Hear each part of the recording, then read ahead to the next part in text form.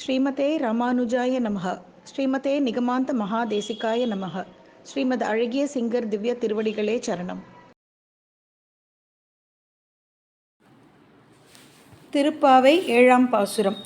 கீச்சு கீச்சு என்று எங்கும் ஆனை சாத்தன் கலந்து பேசின பேச்சரவம் கேட்டில்லையோ பேய்பெண்ணே, காசும் பிறப்பும் கலகலப்ப கைப்பேர்த்து வாச நறுங்குழல் ஆய்ச்சியர் மத்தினால் ஓசைப்படுத்த தைரரவம் கேட்டில்லையோ, நாயக பெண் பிள்ளாய் நாராயணன் மூர்த்தி கேசவனை பாடவும் நீ கேட்டே கிடந்தியோ, தேசமுடையாய் திரவேலோர் எம்பாவாய். இந்த 7ஆம் பாசுரத்தோட விளக்க உரை என்னன்னு பார்க்கலாம். இந்த பாசுரத்தில் தங்களுக்கு தலைமை தாங்கக்கூடிய தகுதி உள்ள ஒரு பெண்ணை தான் எழுப்ப முயற்சிக்கிறாங்க. இந்த தோழியின் வாசலில் போய் நிற்கிறா. நின்றுண்டு வாழலாம் குரல் கொடுக்குறா.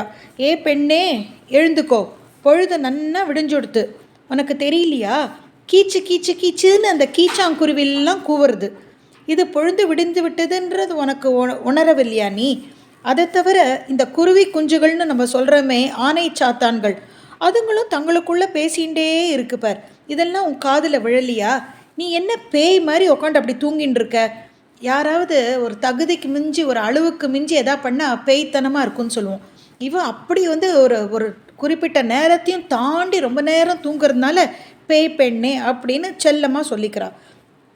இந்த ஆயர்பாடியில் பெண்கள் காலங்கத்தாலே எழுந்து அவளோட வீட்டு தயிர் பானையிலெல்லாம் மற்ற வச்சு கை வலிக்க சல் சல் சல் சல்னு அப்படியே உட்காந்து தயிர் கடையிறாளே, மாறி மாறி தயிர் கடையிறாப்பார். அந்த அசைவுனால அவளோட கழுத்தில் அவள் அணிஞ்சுட்டு இருக்கிற அச்சுத்தாலி ஆமை தாலின்னு ஒன்றோட ஒன்று அப்படியே ஒராஞ்சுண்டு கலகல கலகல கலகலன்னு அந்த சத்தம் எழுப்புறதே.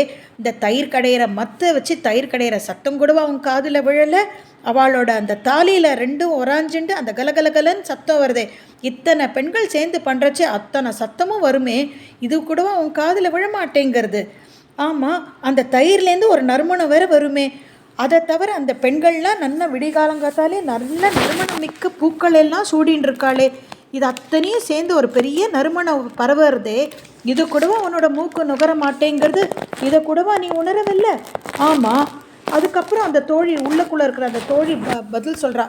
நீங்கள் என்னமோ பெருசாக சொல்கிறேல, அவள் இரவு பகல் பார்க்காம தயிர் கடைஞ்சுட்டே எப்போ பார்த்தாலும் தயிர் கடையிறான்னு. இங்கே ஆயர்பாடியில் அத்தனை பசுக்கள் இருக்குது, அத்தனை லட்சக்கணக்கான பசுக்கள் இருக்குது. இதனால் இரவு என்ன பகல் என்ன எப்போதும் ஓயாமல் பால் பெருக்கெடுத்துட்டே ஓடுறதுங்க.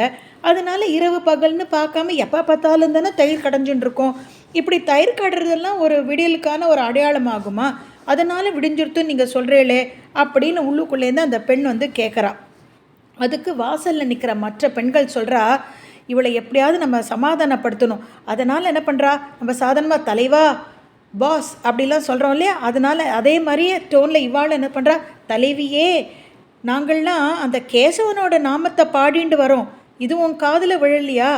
கேசின்ற அந்த குதிரை வடிவம் கொண்டு வந்த அந்த அரக்கனை கொன்னானே அந்த கண்ணன், அவனோட நாமமாகிய கேசவா கேசவான்னு அந்த கேசவனை பாடிண்டு வரோமே, இந்த ஒல்லி கூட அவன் காதில் விழல. ஆஹா, எங்களுக்கெல்லாம் சந்தேகமாக இருக்குது. உனக்கு எல்லா சத்தமும் நன்னா கேட்கறது, இந்த கேசவன் நாமமும் கேட்கறது. ஆனால் நீ என்ன தெரியுமா பண்ணுற? நீ மட்டும் தனிமையில் உட்காந்து கிருஷ்ணானுபவம் நீ பண்ணின்னு இருக்க. அந்த கிருஷ்ணரை நீ மட்டுமே அனுபவிச்சுட்டு அந்த நாமத்தெல்லாம் கேட்டுட்டு சந்தோஷப்பட்டு அது நீ உள்ளுக்குள்ளேயே ஜபிச்சுட்டு, அதனால் எப்படி இருக்குது தெரியுமா, உன்னோட முகமே அப்படியே தேஜஸோடு அப்படியே இருக்குது. இப்படிப்பட்ட நீ தேஜஸுடைய தலைவியே கதவை திறக்க மாட்டியாமா அப்படின்னு கெஞ்சரா மாதிரி இந்த பாடல் இருக்குது. இதில் ஒரு முக்கியமான ஒரு தத்துவம் அடங்கி இருக்குது. காசும் பிறப்பும் கலகலப்ப அப்படின்னு சொல்கிறாளே, இந்த காசு பிறப்பு இது ரெண்டும் எதை குறிக்கிறதுனா, இந்த வைணவத்தில் இருக்கக்கூடிய ஒரு இருபெரும் தத்துவம். இது ரகசிய மந்திரங்கள்னு சொல்லுவோம் நம்ம. 8 எழுத்துன்னு சொல்லக்கூடிய திருமந்திரம், அப்புறம் துவய மகாமந்திரம், இது ரெண்டுத்து தான் இந்த காசும் பிறப்புன்ற வார்த்தையில் ஆண்டாள் கையாண்டிருக்கா. இந்த ஸ்ரீ வைஷ்ணவர்கள் இதை ஓதும்போது என்ன ஆகுனாக்க, பக்கத்தில் இதை காதில் வாங்கி கொள்கிறவர்கள் உலக மாயை வலையிலிருந்து தங்களை அறுத்து கொள்கிறார்கள். பிரபன்னர்கள், அதனால் சரணாகதி செய்தவர்கள், கோஷ்டியில் சேர்ந்த பகவத அனுபவம் பெற்றவர்கள், அதனால் அவளுக்கு விசேஷ தேஜஸ் ஒன்று ஏற்படுமா.